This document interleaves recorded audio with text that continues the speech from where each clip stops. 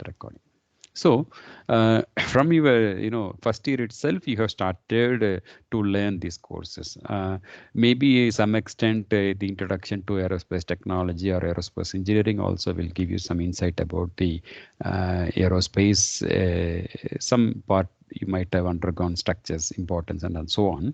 Then second semester you have gone through engineering mechanics, wherein you have studied the statics and dynamics part of the mechanics.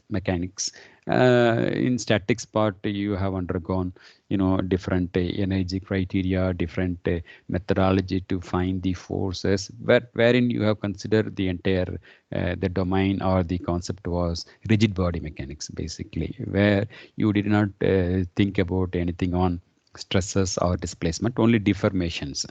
Wherein or in the dynamics part you might have gone the velocity, acceleration kind of things. So either in statics and dynamics in your second semester, the engineering mechanics what you have studied was something about the where the material you have actually presumed as a rigid body. Okay, so in that sense you have learned few things on the statics and dynamics. Then you come to third semester, where you have undergone the subject called the mechanics of material. There only you have really understood or started your things on deformable bodies, deformable material. Okay, so once you start thinking on the material, because no material in the world presumed as a rigid, but it's only our assumptions that it is rigid, because you can destroy any object or any material by giving appropriate forces. Definitely a material you can break, or definitely a material can deform, but when you idealize it is rigid, means it's a good idealization as a rigid. With that one can find different concepts behind that. That's all different story. So when you talk about the material is deformable, then material, then only the stresses, strains, reaction forces and all coming to picture.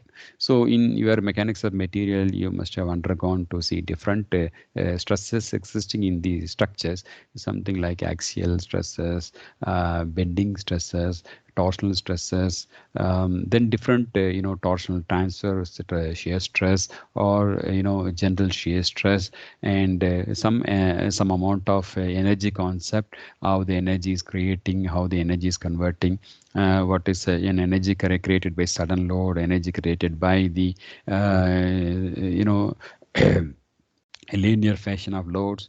Then again, like the displacement, to find displacement using different methodology, like strain energy method, like Michaelis method, or different methods you have undergone the strain concept. So there you have considered the material is something like a deformable. Okay, then you come to your aerostructure 1, where you have seen all the concepts what you have learned, you have slightly adapted into the aerospace structures, like especially you have started more deep sea into the energy and the second level of stresses, something like 2D stresses or 3D structures. Somewhere we have introduced the area of velocity, wherein you can look the stress very simply. If you seen in third semester, sigma is equal to say P by A. Maybe in your aerostructure 1 or 2, you could identify the stresses in terms of the velocity approach, like sigma is equal to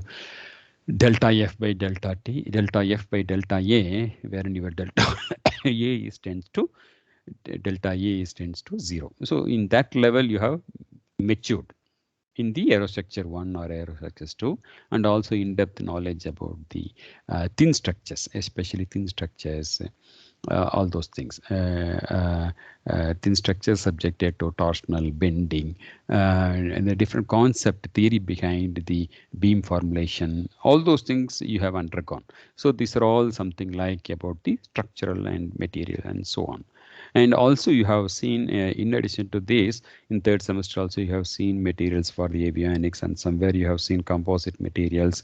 So along with the structural concepts, you have undergone parallelly the materials, mechanics or material classifications or material behavior also parallelly you have learned, wherein you know the yield of material, yielding material, plasticity in the material, ultimate load, energy, linear, non-linear.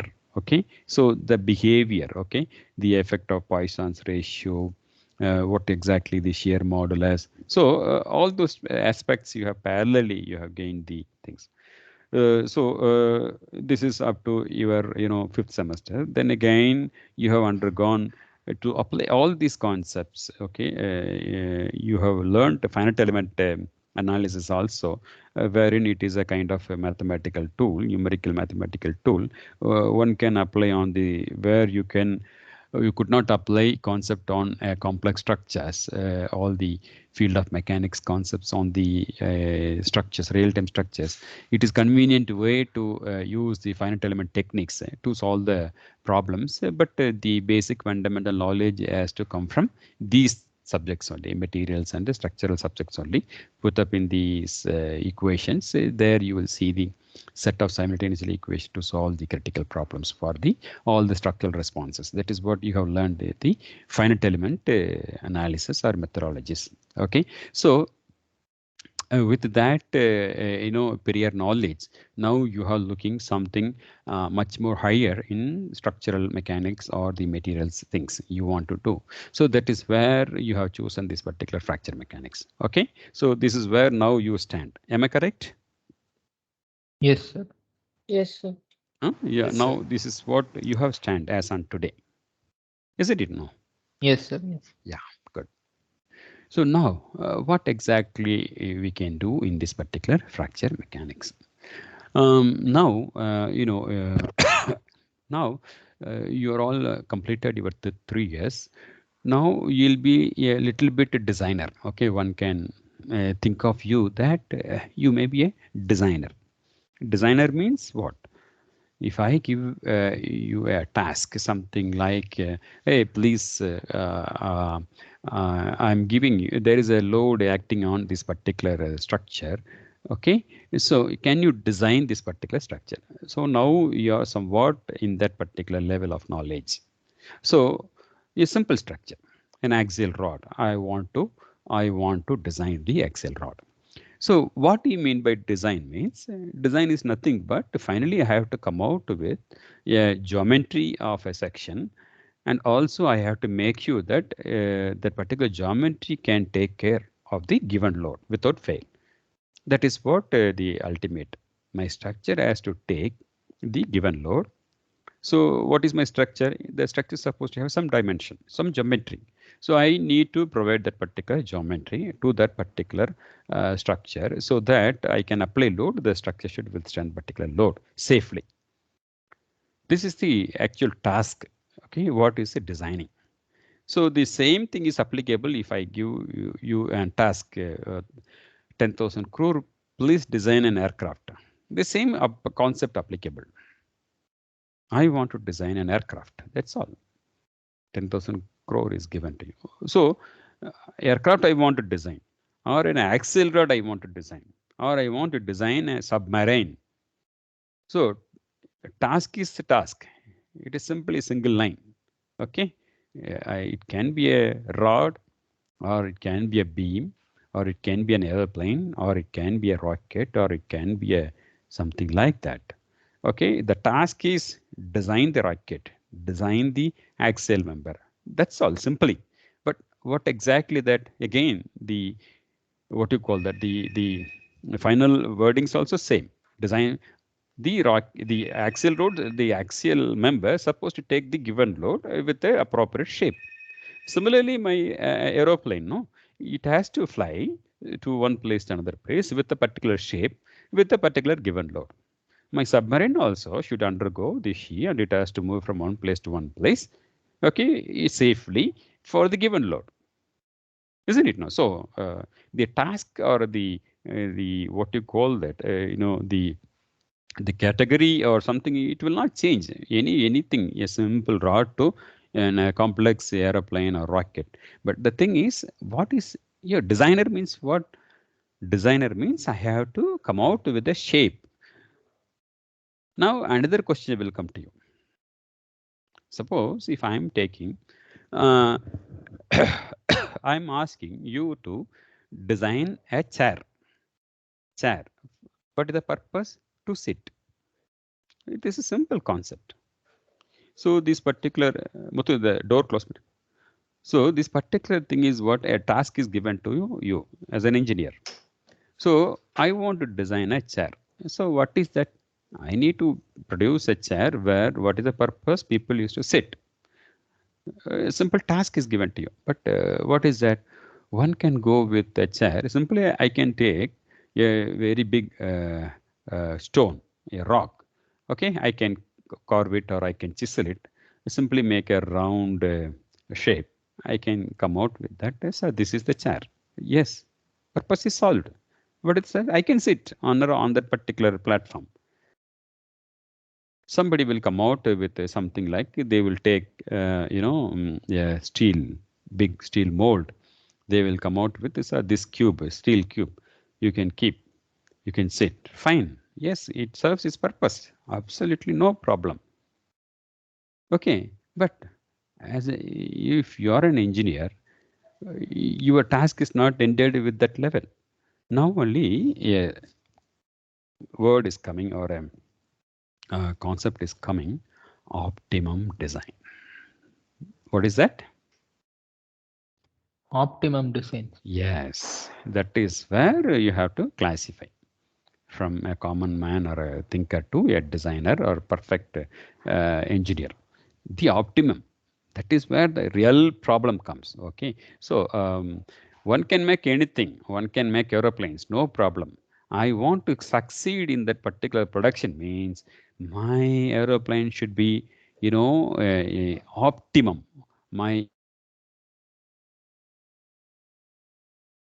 Chair, my chair should be an optimum. It should not fail. But what is the other thing? It should consume less material. It should have less weight. It should take more load. It should not bend. It should not buckle. It should not axle deformation. So the conditions are coming, and also the optimum term also coming. This is where the problem comes. The whole problem comes here. I want to make an aeroplane. Yes, of course, correct. But the aeroplane is supposed to fly from Bombay to New York. No problem. But the conditions are coming. It should have more passengers. I have to put more weight. Another condition is coming. It should consume less fuel. What you will do? You got the point? Yes, sir. Huh? Yes, sir. So when the conditions are coming, only problem starts. Otherwise, everyone can think of anything to solve. But the conditions are all coming. That is where the engineering is there. So in that aspect, okay, you may think that where the fracture mechanics is coming. Okay, so now making a chair or making an aeroplane, concepts are same. Ultimately, I want to design a chair. That particular chair has to take it's a service load, or it has to think at also cost should be less, material should be consumed less, aesthetic is good, the other comfortability is good. That is where the problem. So when I think of all these things, what I will do, I will think about the advanced materials, the advanced technology to put into that. For chairs, now you can see the olden chairs. It was something like simply a steel foldable chair, okay, iron foldable chair. Then slowly we have got something different, wooden chairs. Then slowly we have used the polyurethane or polymer based chairs. Now you can see that the chairs are all like a Neel Kamal chair, or you will have general chairs you can buy from market.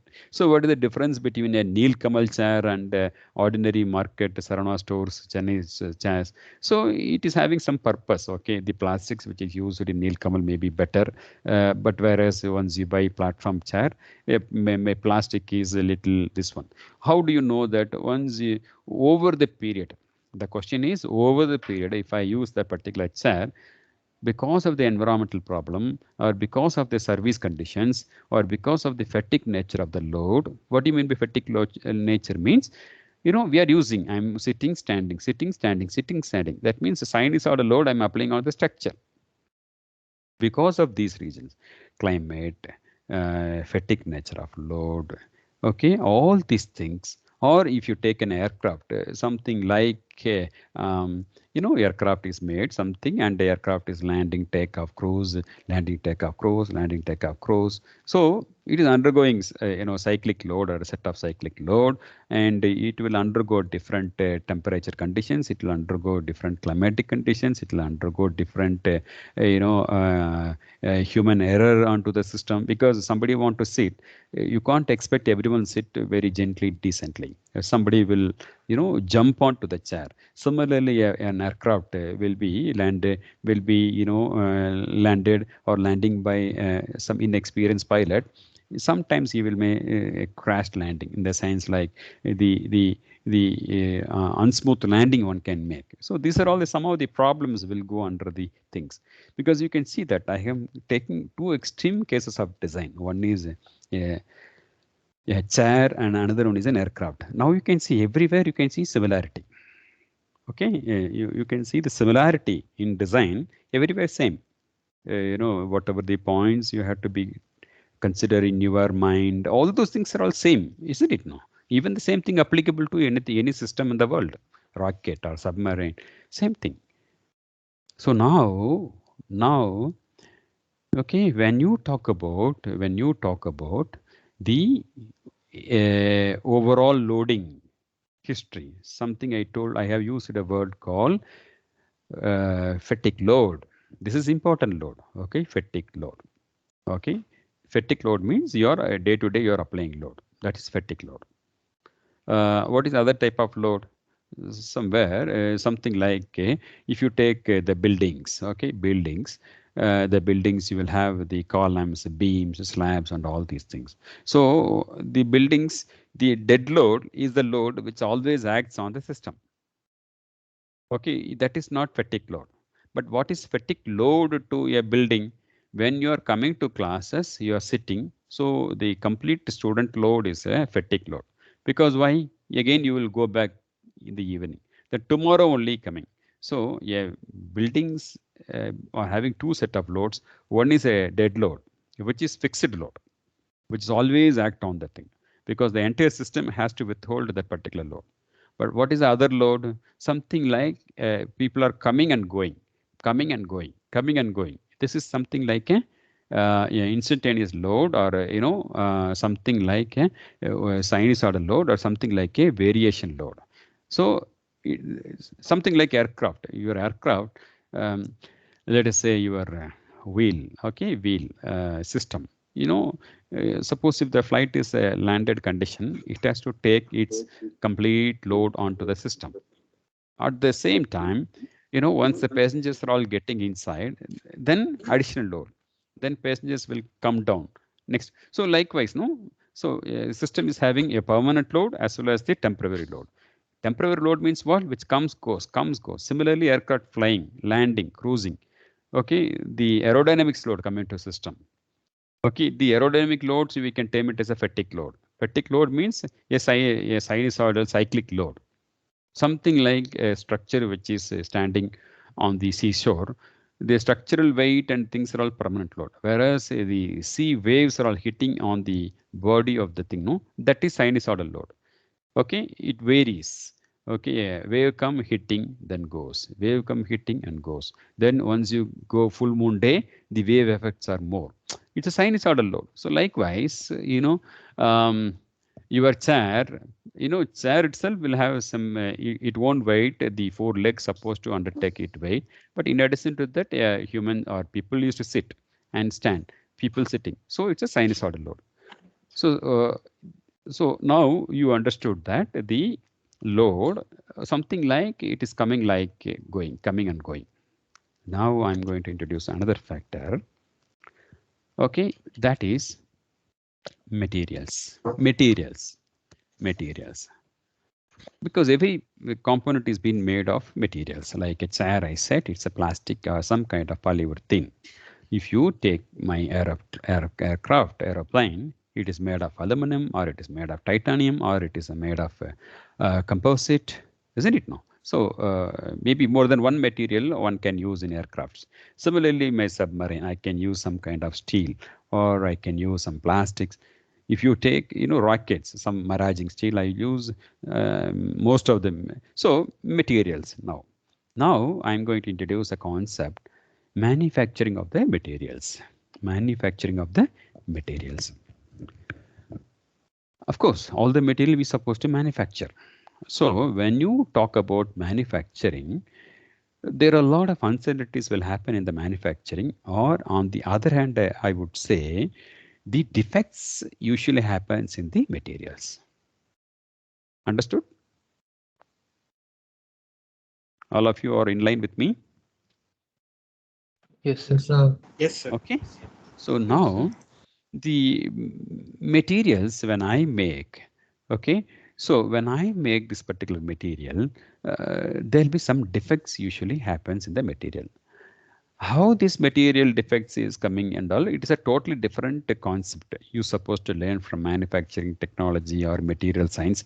Therein one can assume that how an fault can happen in the material mechanics, especially when you talk about composites. It is something like making composite layups using different layers of materials. So because of the process, obviously defects will happen. Obviously defects will happen. Fine. Now, with that defect only, I'm going to making that particular component. It can be a chair, it can be a submarine, it can be a aircraft. You may ask question, sir, without defect, can I not make my aircraft? Impossible. Impossible. Because it's very, very difficult to avoid defects in the material. Some chance it will come.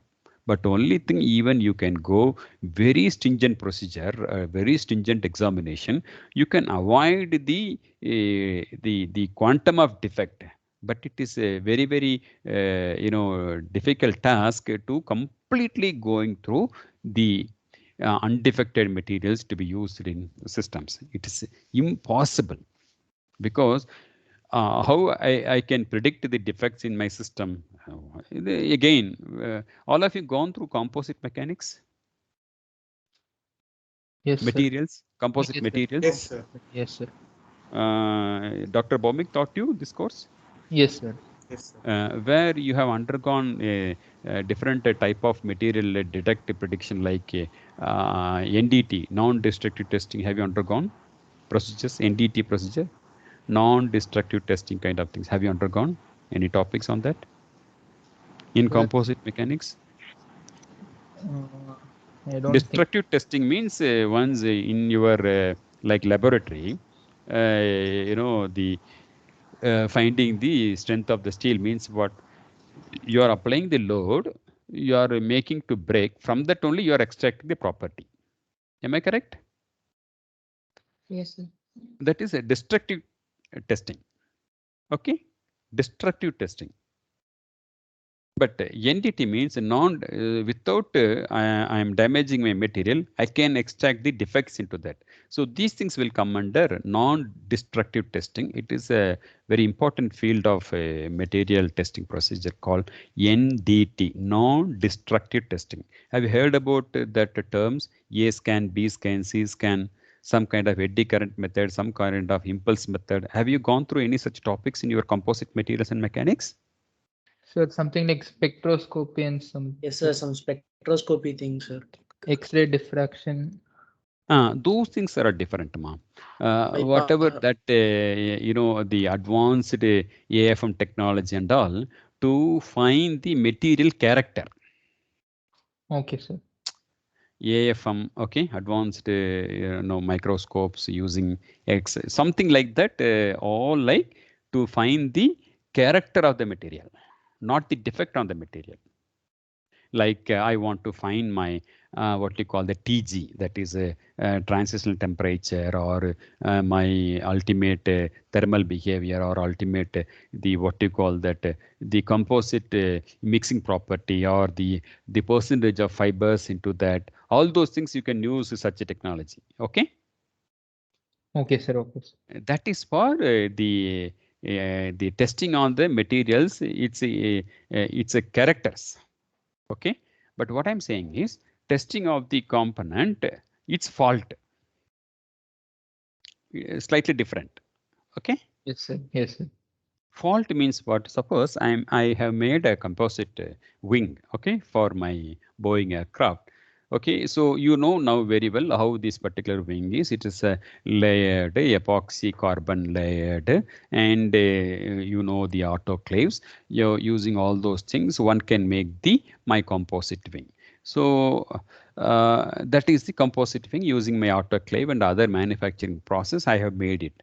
Now, what I will do, I will not use that wing directly on my aircraft.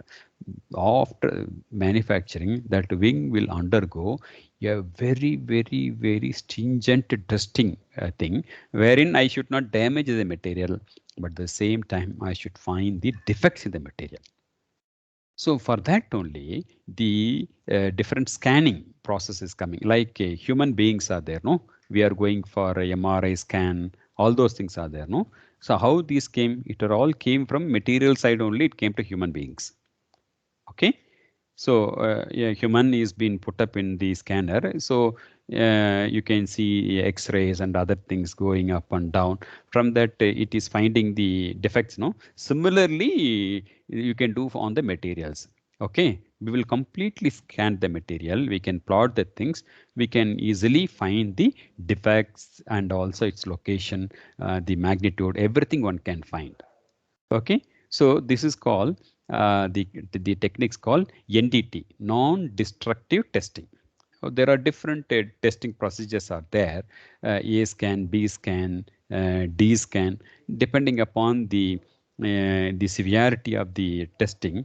A, you will find only the location. B, you will find the location and the magnitude. C, in 3 dimension. D scan, you can find 3 dimensionally where it locates. So each testing setup, you will get a different spec on the defect. So those things are different line. Okay, I cannot take the things very broadly in that particular sense. But what I can say you is something like what you call that, something like about the defects. Something about the defects. Because why? You can see slowly I'm coming to fracture mechanics. Okay, so definitely defects will be there. Even you take your chair, even you can see garment industry, garments, okay, cloth manufacturing, ready-made cloths, garment. Have you seen that? After making the garments, there'll be stringent examinations going on. Okay, they will look the completely a pant or shirt or gown or this one.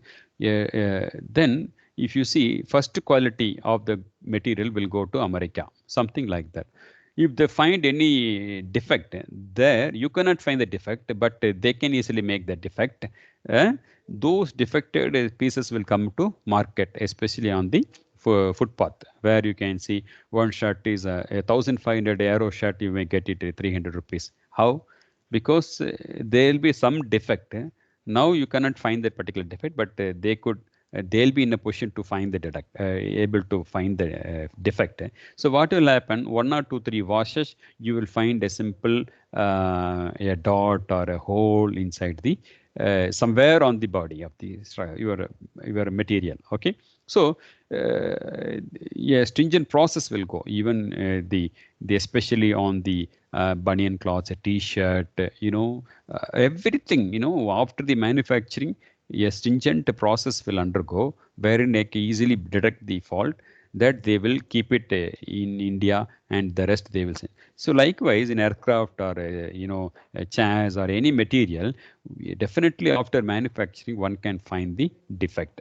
And also If you take chairs, why I'm using chair, you can easily understand. So normally they will not find the fault in every chair. So they will take samples once in 1,000 chairs. They will take the samples, they will test it. If they find any defect, then that particular lot completely they will re-examine for the further things. That is how a Nilkamal will undertake. But whereas market available chairs for just 200, 300 rupees, they don't bother about that. They will use the local plastics which they are collecting day to day by streets. No, that plastics they simply melt and using the injection molding they will make. But whereas if you take the the Nilkamal kind of companies, no, they will take something like pure raw material they buy from Bombay or this thing from the Reliance company. Those pellets they will use it to make the chair. That is where you will find the rate difference, quality difference, all those things. Maybe aesthetics, maybe both are good, but functionality wise, aging, the Nilkamal seems to be good. Similarly, you take steel for building to construct the steel. No, have you seen the steel rods and all? You can see Tata rods are there, Tiscon rods are the Tata Tiscon rods or JSW rods. These are all something like what you call that.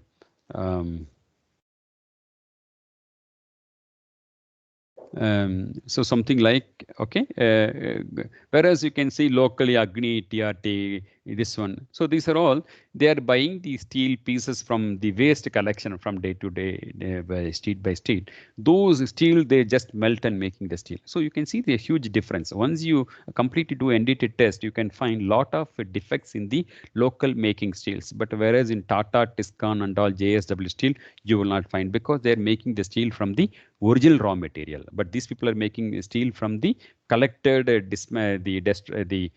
something like somebody dismantling the old wagons or old buses, old ship. Those things they will melt into. So these are all the ways how a defect will get into that.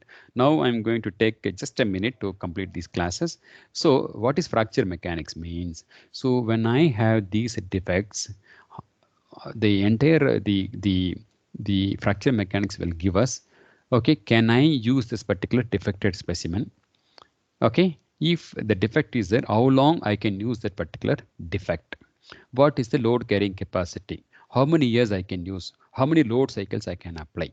So those kind of estimations one can make by using the fracture mechanics on the structures. So the remaining things we will see in the rest of the classes. So I hope this kind of introduction may give you the real importance of the subject fracture mechanics. Is it okay? Yes, sir. You have any doubt, you can ask me. Sir. Otherwise, we will see in our next class. Okay, sir. Next class onwards, I will use slides. I have very good materials with me that I will share to you. Since it is an introduction, without the slides, I could narrate. Is it okay? Yes, Yeah. sir. Yes, sir. You have any Yes, doubt, you sir. can ask me. Otherwise, we'll see in the next class. Sir, I was Sir, one question, when sir. we'll discuss project. We can do it anytime today afternoon. Pa. Sir, can you give a time? Arrange a meeting. Arrange a meeting. I'll send you. Okay.